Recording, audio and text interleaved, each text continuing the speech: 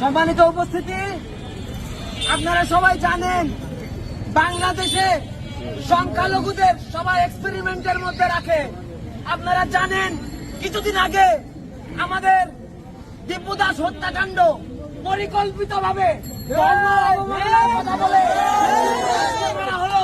প্রশাসন তখন চুপ ছিল, আমরা মেনে নিলাম, আমরা আন্দোলন করলাম, কিন্তু প্রশাসন আমাদেরকে আশ্বস্ত করলো, কিন্তু বিচার আমরা পাইনি। পরবর্তীতে ধারাবাহিকতায় নয়ন সাধুকে হত্যা করা হলো, আমরা তখনও বিচার পাইনি। প্রশাসন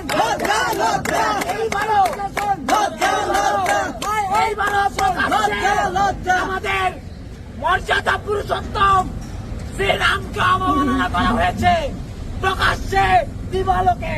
আমরা কোন বিচার এখনো পর্যন্ত পাইনি, প্রশাসনের স্টেটমেন্ট পাইনি। আমাদের ক্ষেত্রে প্রত্যেকটা সেক্টরে বিচারিত করা হয়।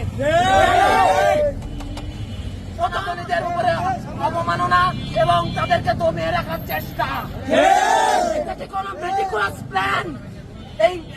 এই বক্তব্যটা আমি রাখতে চাই প্রশাসনের কাছে।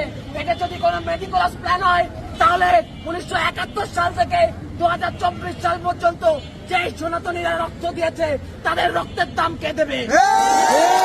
1971 সালে আমাদের ধর্ম থেকে রক্তের দাগ এখনো শুকায় নাই, আমাদের বড় বড় শহীদরা রয়েছে।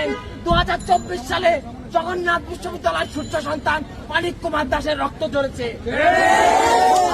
আমরা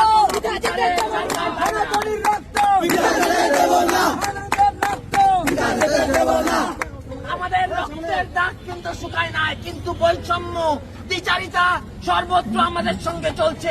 এটাকে আমরা চলতে দেব না। প্রশাসনের দ্বিচারিতা কি আমরা মানব না? আজকে যদি রামের অবমাননার বিচার বাংলার মাটিতে না হয়, জগন্নাথ সহ সারা বাংলাদেশের যত সনাতনী আছে সবাই রাজপথে নামবে। কি নামবে তো? নামবে তো? নামবে তো? সনাতনী জেগেছে।